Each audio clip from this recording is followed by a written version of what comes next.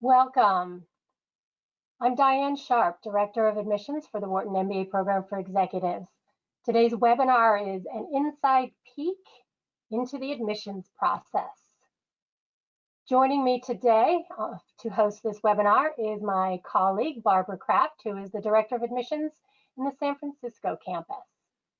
Hello from California. And also joining Barb and me are Taylor Hotsko and Lisa Lee, who are members of the admissions team. They'll be monitoring the chat box, and hopefully I'm sure everyone is aware how to pose questions these days with our lives online. So Taylor and Lisa will be answering your questions. Please do not hesitate to post your questions along the way. No need to wait to the end. Barb and I are going to do our best to get to all of them. If not verbally here during the webinar, we will make sure we follow up with an email. All right, let's get started. So what we'd really like to talk about today is what makes a good candidate. And those areas that we're looking for are, kind of goes without saying, we're going to take a deep dive into each of these, are academics. We're going to look at your work experience and certainly your unique contributions. And these are all things that our committee is taking under consideration when evaluating candidates. So our job as an admissions committee is definitely to make sure that you have what it takes to be successful in the program. So we're going to look very carefully at your academics, and this is by far the most important thing as we kind of start considering an MBA program. What you want to do is you want to start thinking about your academic performance and background. You're going to start preparing for standardized testing if you haven't already. And at the Wharton School, we take the GRE, the GMAT, and the executive assessment. Now, to take the executive assessment, you need to have at least 8 years of full-time work experience post-baccalaureate to take that particular exam. But any one of the three are fine with us as long as you have that 8 years or more when it comes to the EA. Spend the same amount of time, regardless of the exam that you're taking, really preparing. This is kind of the first test of whether you're really ready to go back to school and sit down and study and start to apply yourself. I say it's a great dress rehearsal for what's to come. So start thinking about, where am I going to carve out time to prepare for one of these standardized tests? And do that each day. Spend a little bit of time preparing. Ideally, you only want to have to take the exam once in a perfect world, but we do have people who take it more than once. So if you need to take it more than once, don't be concerned with that. We will absolutely take your best score. We also request that you supply us with your transcripts. And this is transcripts of all of your academic work. So if you have a bachelor's as well as a master's, a PhD, or perhaps you've transferred schools, we need all of those official transcripts. And we're going to look at those transcripts relative to your standardized test scores. We have people who have graduated from many, many different backgrounds. So you don't necessarily need to have a business degree to be successful in an MBA program. We have liberal arts majors, we have history majors, we have doctors, we have lawyers in the program. But there we're going to be looking at the standardized tests. We're going to be looking at, if we aren't going to see a lot of quant in your transcripts, we're going to be looking strongly at the quant scores of your standardized tests. So keep that in mind as you're preparing and pulling together your academic package. It's particularly important to us because at the Wharton School, our MBA program for executives is the same program as our full-time MBA program. So in no way is it MBA light. It's the same number of contact hours. It's the same number of credit hours. It's the same number, same faculty. So it's really important that that academic quality is comparable across the board.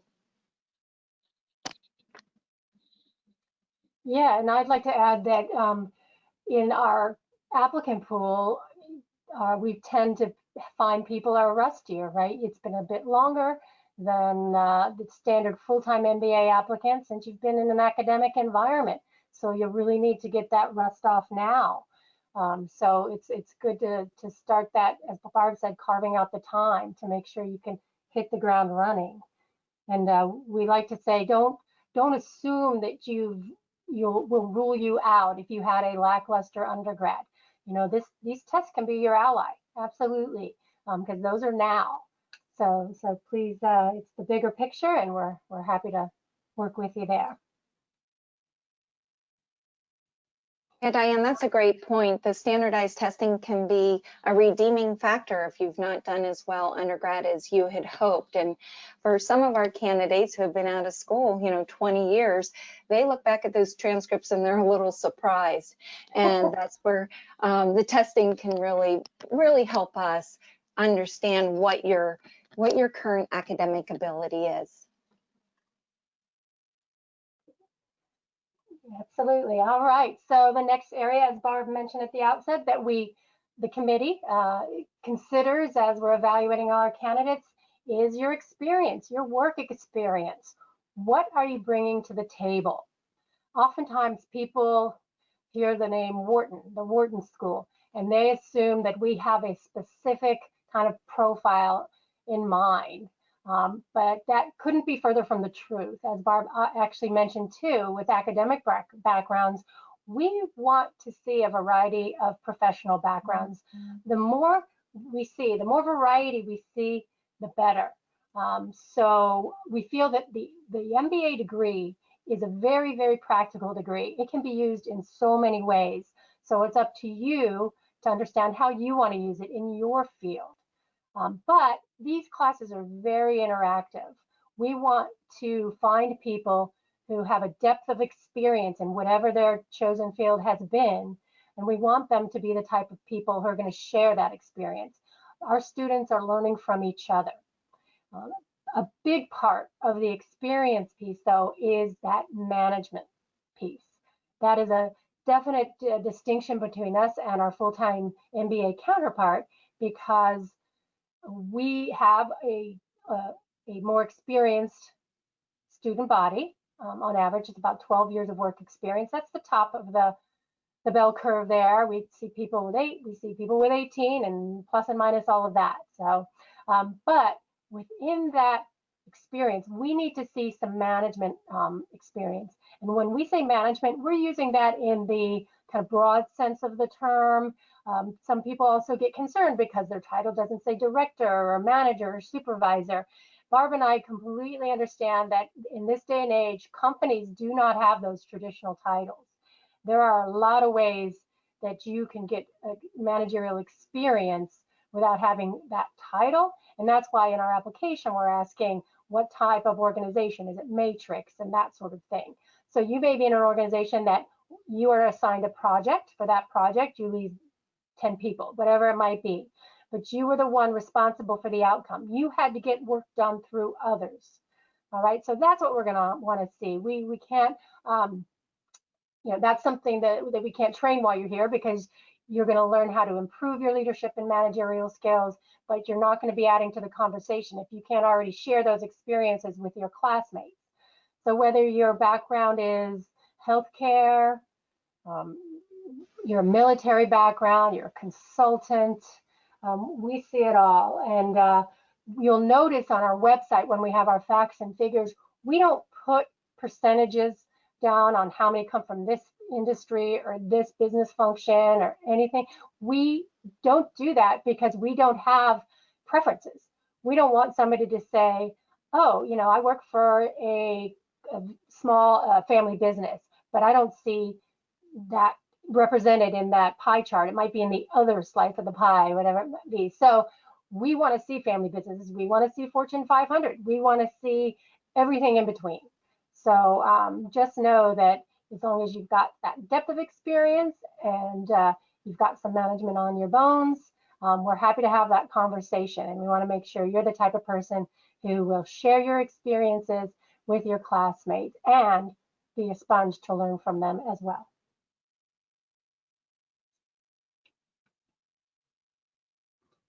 And then big piece of your experience is what you're, not just what you're bringing, but you're bringing your company in a way too. If you haven't noticed, please do check our schedule out, our calendar. We'll get the next one up in a few months. We want to make sure that we are moving forward with the timeline that our traditional timeline of starting in May. But when you apply to our program, yes, you're coming with your work experience, but your company is kind of coming with you. They need to supply what we call a letter of sponsorship. Their support needs to be there, and that needs to be part of your application when you submit.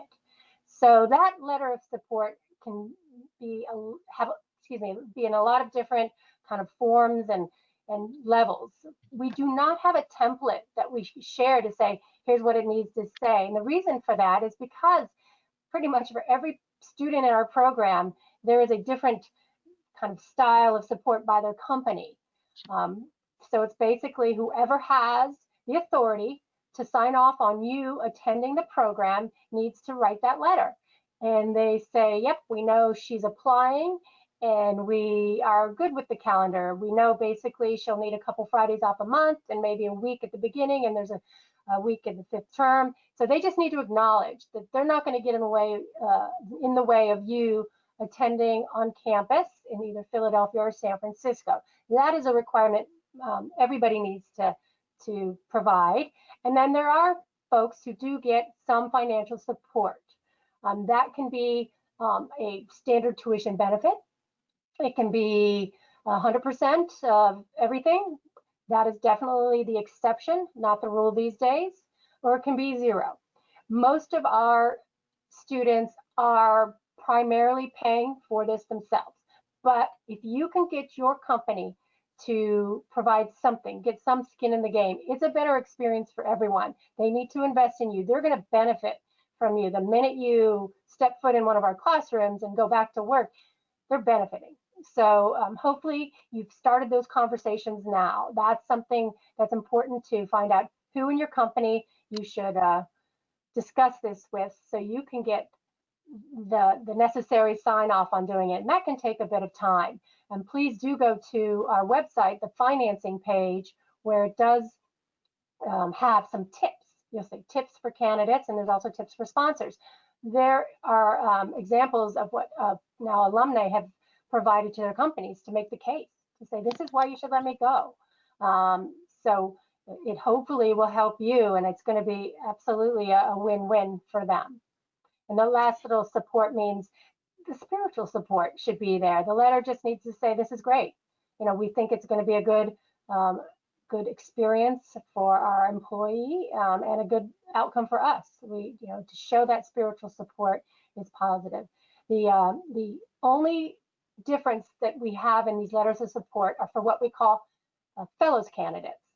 So if you have less than 8 years of full-time professional work experience by the time our program would start, which will be May of 2021, then you would be applying as a fellows candidate. So it would be required for you to get significant financial backing from your company. A lot of you might not be sure if you're fellows or not. So if you're not, we can have those conversations. You're not sure, we can have those conversations with you. But basically, the reason we have this designation, it's solely for the admissions process. Once everybody's admitted, no distinctions made, and nobody knows who's a fellows or who's a traditional. But we happen to have a full-time MBA program. We want to make sure if you're right for Wharton and Wharton's right for you, that you're in the right program here. If you want certain things out of your MBA that a full-time program can offer you that might not be as available for our executives, we want to make sure you're aware of that, and vice versa.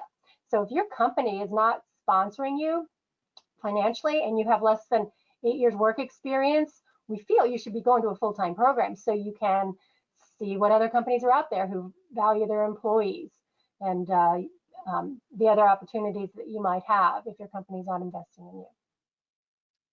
So I would just add, this employer support is definitely one of the first things that you should do. It's a big investment in terms of time and money, regardless of the program that you attend. And when you're looking at programs, you're going to want to look at that. You're going to want to look at, what is included as part of the program. How many classroom hours are there?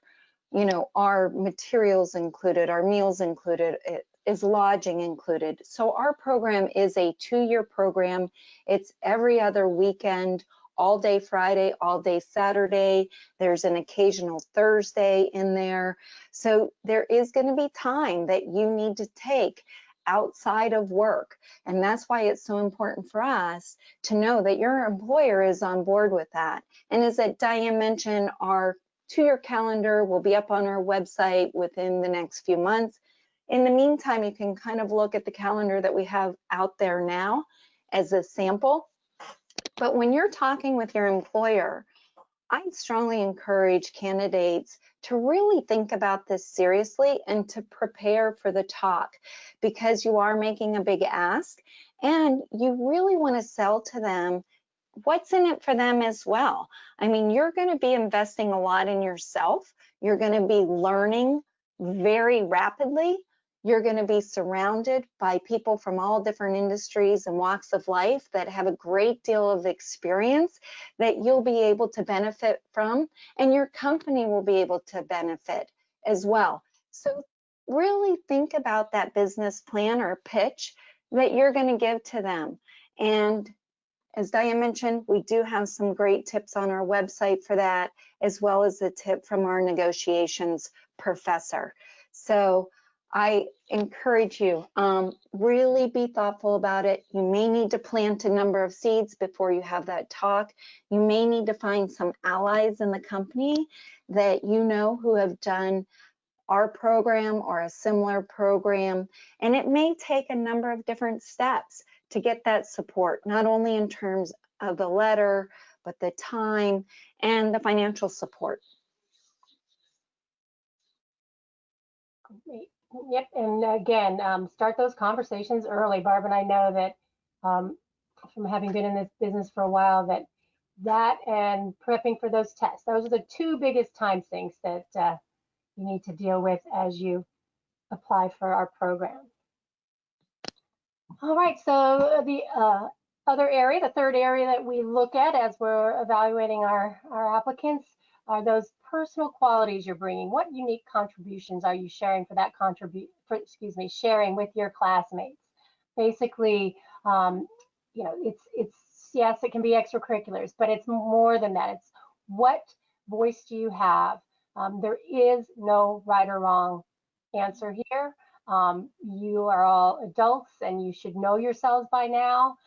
There are many ways that we're finding these things out.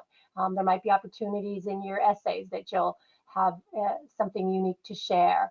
Your recommenders will absolutely be sharing what they value in you. And also, we're going to interview everybody. If you know you're applying, we're going to be interviewing you and we're going to meet you and learn about you. So again, nothing particular. We want to know, what are you doing in the community? What are you doing outside of work? What makes you tick? And again, it's a fun part of our job. There's no right or wrong answer, but I must say there is basically a common denominator among all of our successful applicants. They're the types of individuals who just thrive on being challenged, right? So basically, how do you demonstrate that energy? This program is super demanding. If you haven't gathered that yet, let us reemphasize that. You're going to have a job. Most of you have families. There's only so many hours in a day. You're going to add pretty much a full-time program on top of that. So you need to share how you're going to make it work and what you're going to add to a Wharton MBA for Executives class.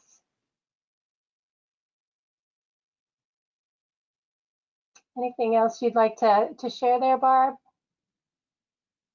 My biggest advice when it comes to those unique contributions is be yourself and don't be afraid to share things that are hobbies of yours, things, as you mentioned, that you're working on outside of work, or even something that maybe you've started within work, whether that's, a mentorship program in work, or some particular club or gathering in work, all of those kind of things, if you're a musician on the side, those are all things that we find interesting and that do make you unique. So you may think, hey, it's really silly, this, that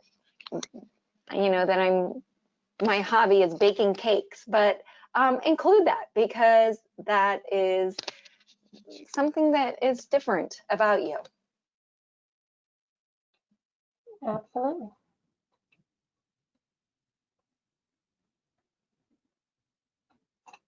So I often say the hardest part is getting started.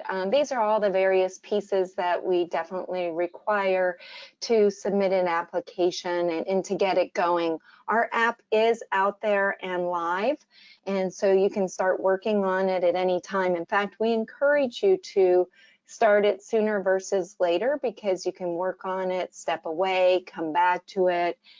We encourage you to request your transcripts early, because for some folks that perhaps did their education outside of the country, those may take a while. We can work with unofficial transcripts until we receive your official ones. Start preparing for those standardized tests, looking into which ones are the right fit for you. Schedule your interview. You can interview at any time in the admissions process. We do ask that you've started the application, that you've attended an event like this, and if you have particular questions about your candidacy or your fit, that you schedule a chat with one of our admissions advisors. So just to be clear, a chat is different than an interview. A chat is an elective thing to do if you have questions. An interview is required as part of the admissions process and needs to be done before the application deadline, whichever deadline you are shooting for. So we interview at any stage within the cycle. So get started, start working on the pieces. We only interview in the year in which people are applying. So if you're on today, just starting to look at the program and thinking about applying next year, you would hold off on, starting the application in the interview piece, but you might want to start thinking about the other pieces that are involved. So again, we're out here, we want to help, and don't hesitate to reach out to us if any of these pieces are not clear. There are a few that are out of your control, like letters of recommendation. We do require 2, one being from your immediate supervisor, another being from someone that really can testify to your skills and abilities. That could be someone else that you report to or that you work closely with within your organization, or perhaps you're a leader within a professional organization. That second letter of recommendation could come from someone within that organization. And then that letter of sponsorship, being the letter that Diane talked about, where it provides the release time and the approval from your employer to participate in the program. That again is something that is out of your control, so something that you want to work on fairly early in the process. Anything to add there, Diane? Yes, and it's just a virtual world. So as you can imagine, interviews that we schedule will be virtual, and we want to try to have a one-on-one with you. It's you and a member of the admissions committee. We're going to make you feel as comfortable as we can. So normally we would be able to invite you on campus, but for obvious reasons, that's not the case. But we're going to move forward, and we really want to make you feel like you can connect with us. Barb, me, Lisa, or Taylor, and other members of our team are here to answer your questions and make sure you have all the information you need to keep moving forward. All right, so we have our deadlines all set up. So round 1, as we mentioned, is December 2nd. Then you would receive your decision by January 20th. Round 2, the deadline is February 10th, 2021, and you'll receive your decision March 24th. The program will be starting at the end of May. So we'll get the exact weekend out for you. We always start on a Sunday, and that goes for the full week. That is one of the full weeks you need. It's a really exciting time with orientation and the kickoff of classes and getting to know your classmates. So there's a quick turnaround in round 2 to get started. Oftentimes we are asked, what's better, round 1 or round 2? Where should I apply? Which round? So the fact that it's August and you guys are on this tells me that you guys could probably apply in round 1. We always say if you don't want to rush an application, that's for sure. You're applying to the Wharton School. You want to feel really good when you hit that submit button that you've done all you can to provide a very competitive and compelling application. And if that's the way you feel when December 2nd comes around, by all means, that's what round 2 is there for.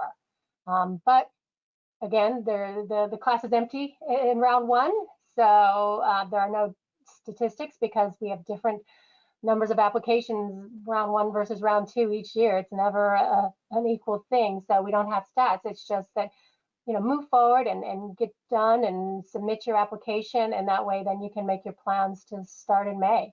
You do need to have a completed app. All those requirements that we talked about need to be in your application in order to receive a decision by those release dates. Yeah, I always encourage people, I say shoot for round 1, and then if you don't get everything in, as I mentioned, there's some things that are out of your control, then you still have that February 10th deadline to get the remaining pieces completed. But if you shoot for February 10th and everything doesn't make it, then you're looking at the following year. But to Diane's point, you want to be really thoughtful about it, and you want to take your time with it and submit the best application that you can. We're going to take the best candidates in each given round. So we never know what that pool looks like, but go for the round that works for you.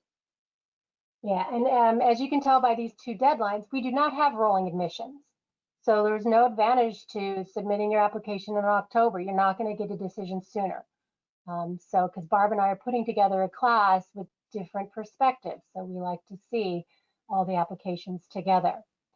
We know some of you are applying to other programs. They may have competing timelines.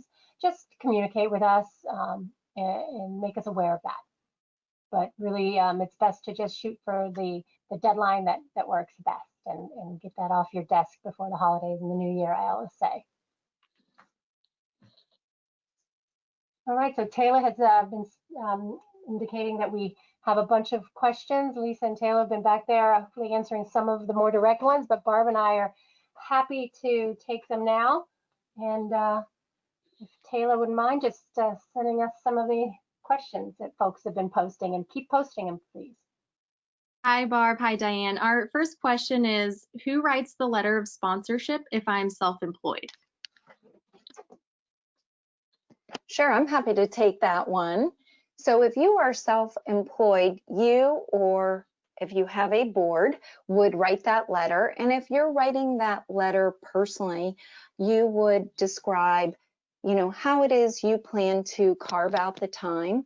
We're definitely, if you're self-employed, we're going to want some information about your company in terms of your number of employees, some P&Ls, a snapshot of kind of the company, financials, and also just to make sure that this company is going to be strong enough.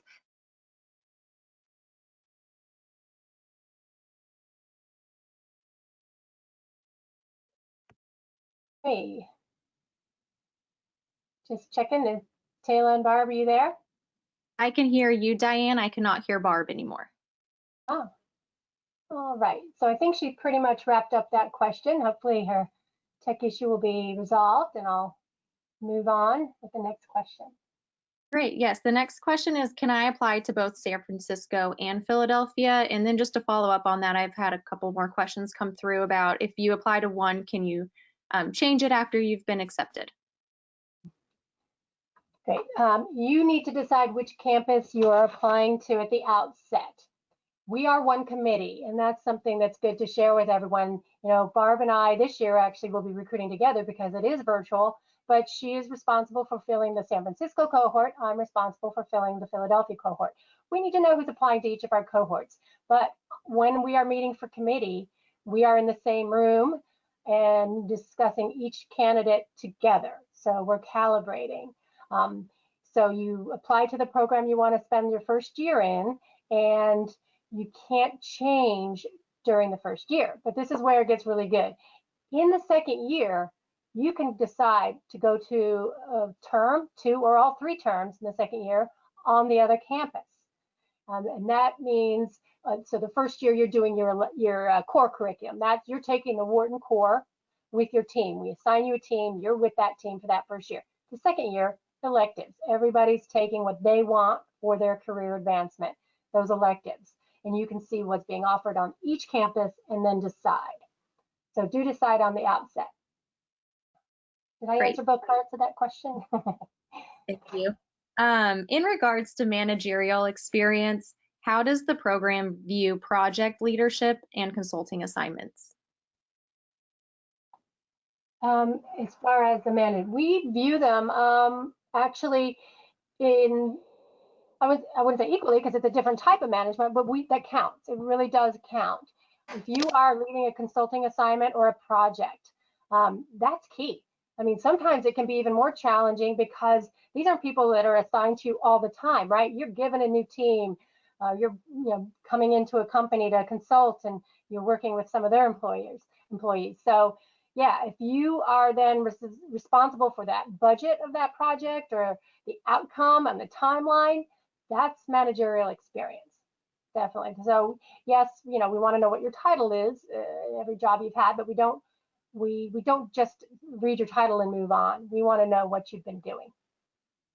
Perfect. Thank you. So we're getting a lot of questions about the executive assessment and some target scores for that. Do you mind speaking a little more on what we expect to see in the score? A couple of students had said that, or a couple of applicants have said that they've seen a lot of target scores for the GMAT and GRE, but less data on the executive assessment. Yes, absolutely. And there's a reason for that.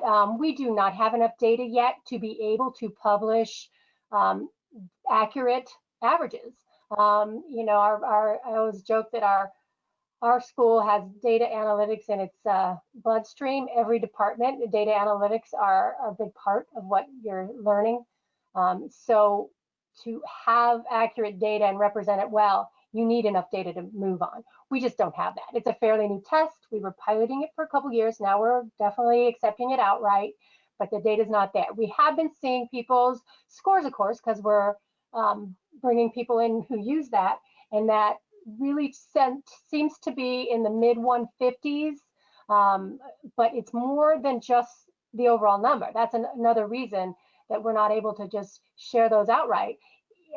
Say a 155, for example, that can mean a lot of different things based on how you did on the quantitative, the integrated reasoning, and the verbal sections. You could do really well on one and not too well on the other two, or you could do so-so on all 3, right? And they add up to a 155. So we're really interested on the different parts as well. So this is, again, as Barb mentioned, we can have conversations with you about it. If you want to know, is my score competitive? Absolutely, let us know. But shoot for those numbers, and as soon as we have enough data to be able to publish that, we certainly will. Great, thank you. Another question that just came through: does it hurt my chances if my company doesn't sponsor me financially?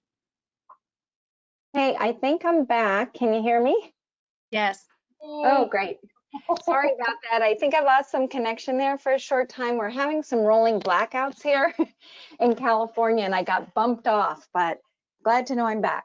As far as the sponsorship, now that it does matter. It matters in one of 2 ways. So if you are coming from a company that traditionally sponsors candidates for the program and you're not being sponsored, it may raise some flags in our mind. The reverse can be true as well. If you're coming from a company that never sponsors candidates, and however they're going to provide you some sponsorship, that could be a nice feather in your cap. Now, if it's not either of those situations, then it would not impact your admission unless you are a fellows candidate, because our fellows candidates, remember, they're the folks with 8 or less years of work experience, need to be financially sponsored by their company for 50% or more of the tuition. And the reason we do that is we want the company to put their money where their mouth is in terms of seeing you as a high valued employee and a rock star within the organization. So if we're compromising at all on that 8-year requirement that we have for work experience, you're applying as a fellows candidate. And the way we look at that fellows candidate, and again, as Diane mentioned, that's only through the admissions process, we're looking at as you've really done more in less than 8 years than what a lot of our candidates have done in their 8, 9, 10, 12 years. So it's a designation for admission. But we do have a lot of candidates that are self-funded for the program, and as long as they have the 8 or more years of work experience, that's fine.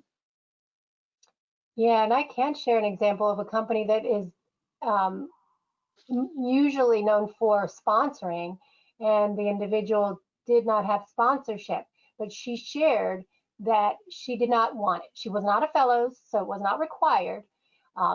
And she knew that if she had sponsorship from this company, that she would be, required to work for them for, I don't know, 2-3 years afterwards. She would be beholden to them. And so she chose not to. And they were fine with that. She had a good relationship with her management, and they said, you can have the time. And she moved forward with that. So as Barb said, it will raise a flag, because we know there are companies out there that have sponsorship programs, but it can be an individual choice. Great, thank you both. One more question. Do incomplete applications from round 1 get rolled into round 2, assuming the application will be completed by round 2? Yes. Yeah, when round 1 comes, if any apps are not complete, you'll be contacted by Lisa and Taylor and Alicia and others to say, hey, is this going to happen or not? And then if it doesn't look like it will, then we'll have to move you at some point. We'll have to just move you to round 2. And just to, I'm sorry, we did get the question occasionally. We've had people ask, if not admitted in round 1, can they then reapply for round 2? And that answer would be no. They would need to wait until the following year. Perfect. Thank you. Do you have time for one more question? Sure. Yeah. So we have a few regarding international transcripts. So if somebody attended a college outside of the US, do they need an official transcript in both languages? And if they do have that official transcript with them, can they submit that to us, or will they need to go through, like, say, an accreditation service before they can submit it to us? I'm happy to take that one. So yeah, ideally, we're getting an original transcript sent directly from that institution to our campus, whichever campus you're applying to. But we do understand that can't happen with all universities for a variety of reasons, especially those international transcripts, and it's been a while. So you should definitely have it accredited by a well-respected organization. And oftentimes they can analyze your transcript, confirm that it's an original, and then they would be able to, in their official way, release it to any of the institutions you're applying to. And I think part of that question was as well, if they have a original transcript of their own, could they turn it over to us? We would accept it if it has not been opened and it is sealed with the signature of the school behind the back, or the stamp on the back of the envelope showing that it is official and has not been tampered with. Right, exactly. We can't, if it's an original and it's open, we're not trained to read that. Unfortunately, we live in a world where transcripts can be created, right? So we're not at that level where like a service would be. So that's it. Any other questions? I think we have time for 1 or 2 more. Yeah, I have one more that just came through. What is the committee's position on people taking more than one standardized test? So ideally, we would like you to take a look at each of the standardized tests, do some practice problems for each and figure out which is the best fit for you. Now, that said, if you decide to take the GRE and decide to take the GMAT, we'll look at both. However, I mean, it really is to your benefit to kind of do that homework up front and figure out which test you're most comfortable with, and then really zone in on doing practice problems for that particular exam and really studying for that particular exam, because each of those exams do vary. And regardless of the one that you decide to take, you still should spend, real concentrated time studying for it. And the same amount of time, whether you're going to take the EA or the GMAT or the GRE, you should be putting in that same effort and study time, regardless of the test that you're taking. But we have seen that somebody may do better on one exam versus the other. That's entirely up to you, but I think your best chance for success is picking one and really zoning in on that particular one. And we will take your best score. Great, thank you. One last question to end on, because I know this is an important one. I've seen it a few times in the box. How do I schedule an interview? Great. So you can email us directly for the San Francisco campus. It's MBA Exec West-admissions at wharton.upenn.edu.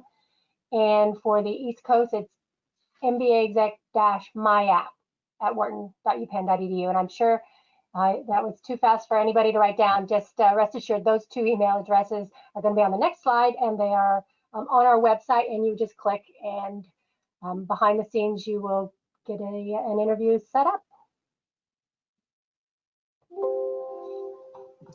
And we should mention that for the next few months anyway, we will be interviewing virtually, so it will be via Zoom. Yeah, absolutely. We'll make you feel as if you're in our office, hopefully, and just want to make sure that you know that this is a chance for you to connect with a member of the committee one-on-one after you've had a chat. All right, so here are the email addresses, and there's the button there, the red rectangle is the URL for scheduling a chat if you have not had one yet. That's a nice basic 15-minute informational call with a member of the committee. All right, and there are some questions still rolling in. We're going to wrap up here, but we don't want to cut you off if you haven't had all your questions answered. If we haven't gotten to yours, we'll try to get to them here or email you afterwards. So I want to thank you for joining us, and hope we can answer more questions and see you virtually soon. Yeah, thank you. Stay engaged with us. If you haven't, I always encourage people to subscribe to Knowledge at Wharton. It's our online newsletter. And also listen and tune in to Wharton Business Radio to stay connected to the latest research and shows from some of our faculty, as well as our career director on the East Coast has a show as well. So fun to engage via Wharton Business Radio too. Thank you. We wish you the best of luck, everyone.